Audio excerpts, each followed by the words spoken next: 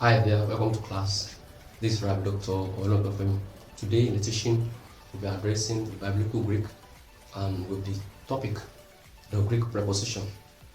And when we talk about the Greek preposition in the New Testament Greek, there are words that are employed to explain the relationship between words, and then relationship between phrases, clusters, and the New Testament scholars or the authors now, they employed preposition to indicate relationship between verbs and nouns, then to indicate direction, manner, time, and some other relationship across the text.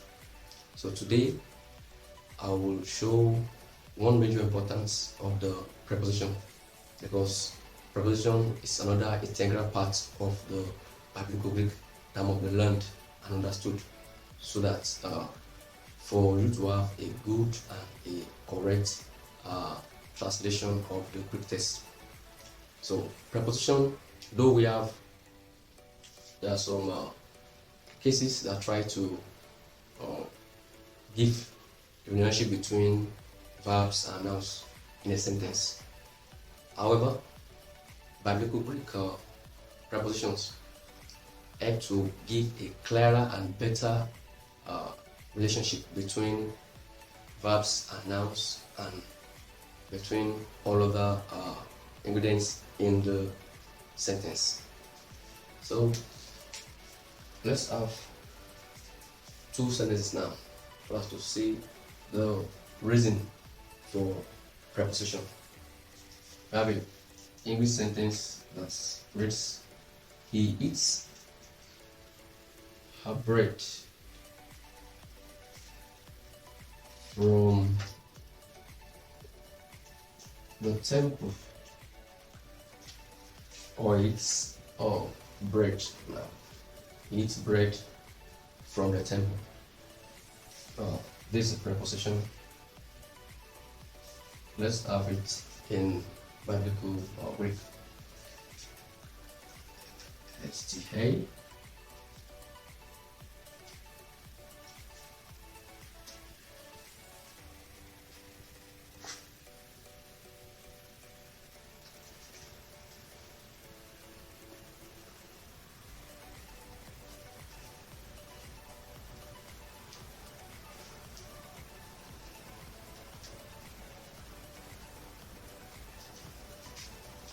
No. We have a sentence that reads, STA are turned to now. STA are turned to now. Now we have another sentence this way.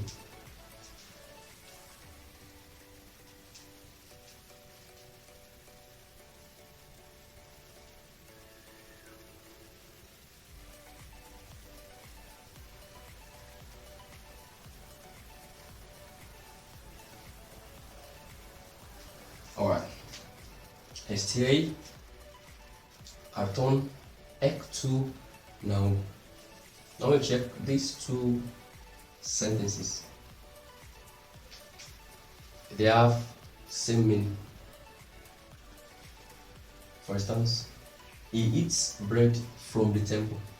The same thing as saying STA are turned to now, or STA are turned to now.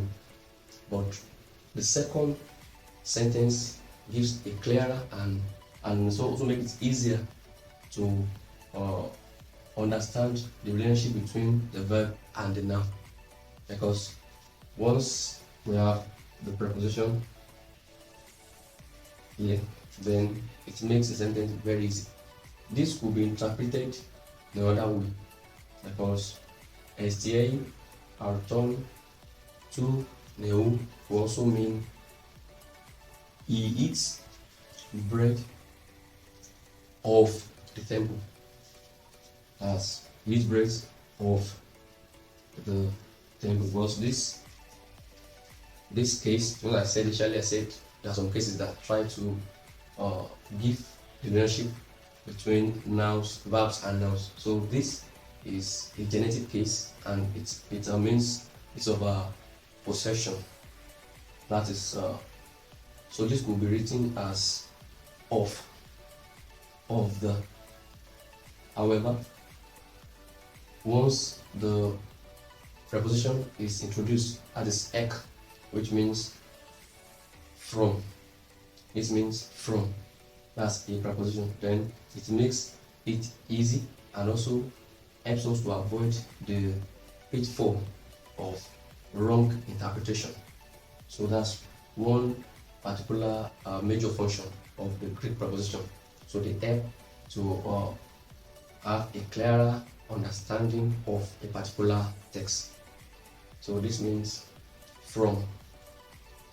And let's quickly move to the let's see 5 examples of the Greek prepositions in comparison with the English preposition, because we have some differences that exist between the Greek preposition and as well the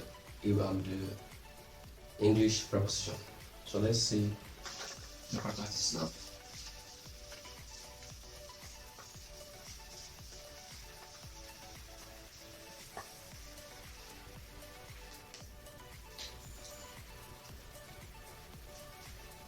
The first is that what characteristics.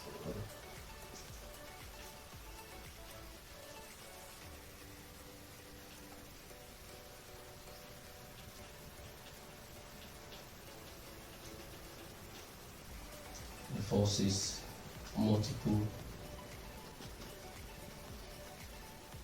meanings. Unlike the English preposition, once we have a word like this, it naturally means from. So once this word, you can't have it, it cannot mean another thing. This means from. But in Biblical Greek, the preposition for this, which is ek, will also mean out of.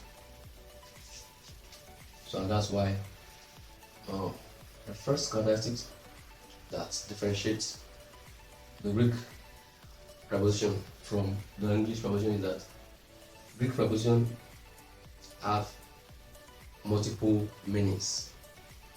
We have another preposition as Hana. Hana will mean up. Hana will mean up. Then Hana will mean on or pon, and so on and so forth. We have Hanti. Hanti will mean opposite or instead of, and some other meanings. And we also have another preposition. What about apo?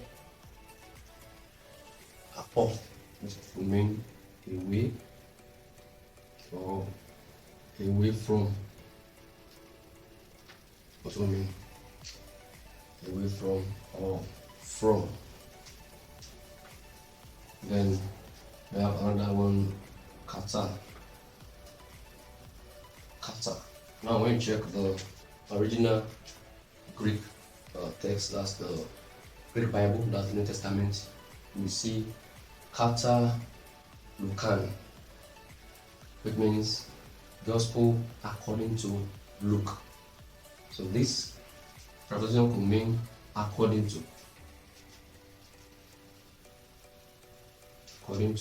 However, it also means against.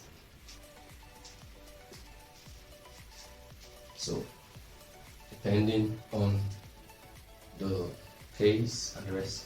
So Greek preposition have multiple meanings. That's one thing to note about the Greek preposition. The second characteristic of the Greek preposition is that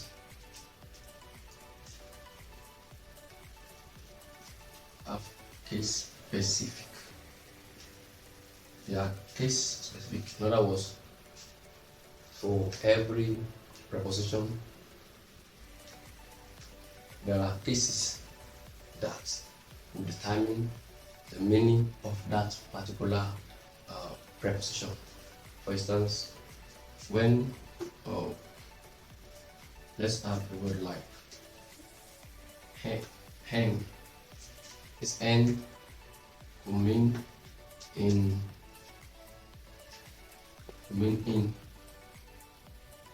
And for example, everyone like epi will mean upon, will mean on, so or over, depending on where it is being used. So at any case, for instance, we have this word kata. Kata, when it faces or it precedes a word that is in a genitive case, then it means according to. But when it is written before a word that has an accusative case, and it means against. So Greek prepositions are determined by the preceding, the case of the preceding noun or article. So all of this will be explained better as we move on to the teaching. So another thing to note about the biblical Greek preposition is that they also they are used for idiomatic expression.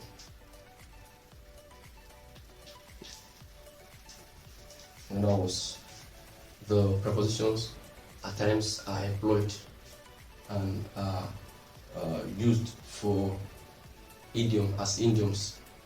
So those are words that have inner meanings. So that's why they are not translated as sin, or they are not translated as sin.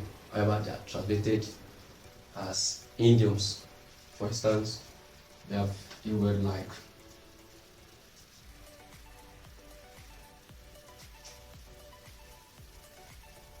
in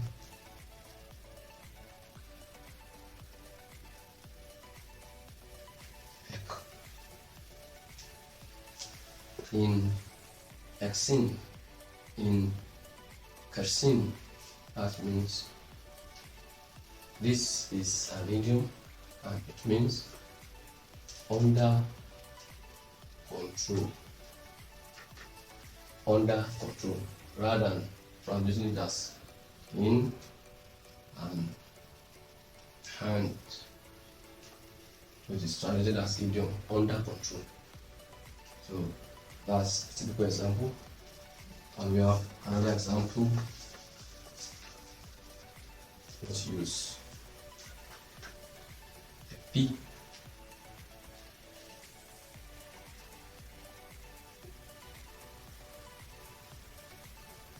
Idio.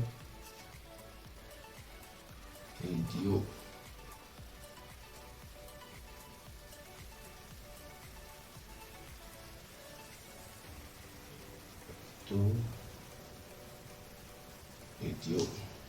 Now this epito idio, which is also an idiom, and it means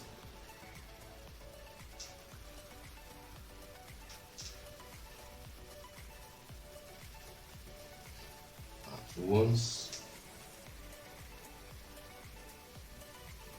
one expense.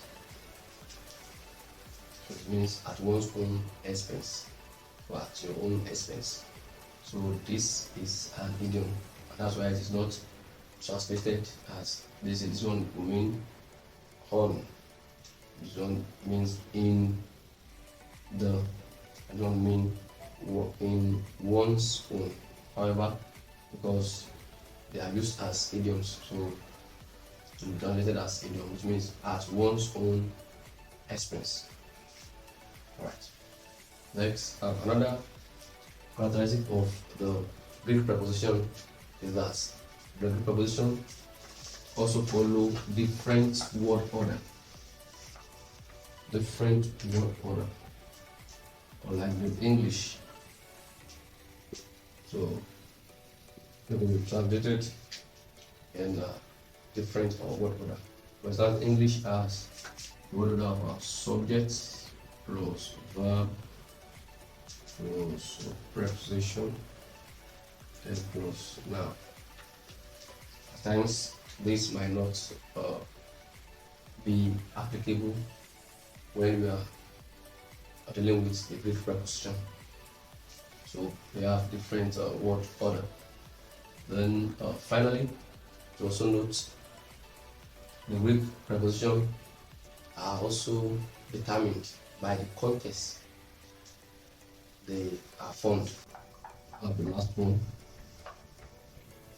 which is context dependent meaning.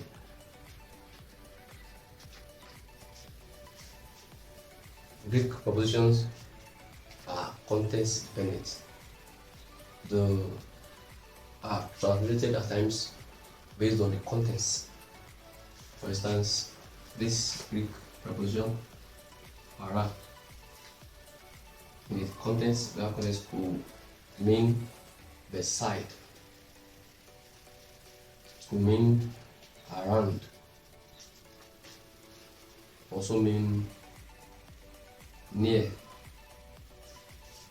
So same preposition but different meaning due to the context. So that's why we have to interpret the Greek preposition.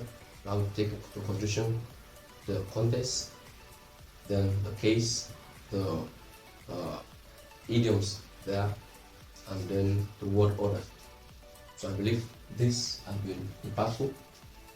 Subsequently, we will address each of these prepositions because we have 30 major categories of preposition.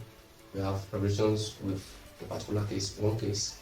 We have another one with two cases, and we have another one with 30 cases. Then we'll also address the things also that will be put in place while translating. Thanks for watching. Do have a wonderful time. Shalom.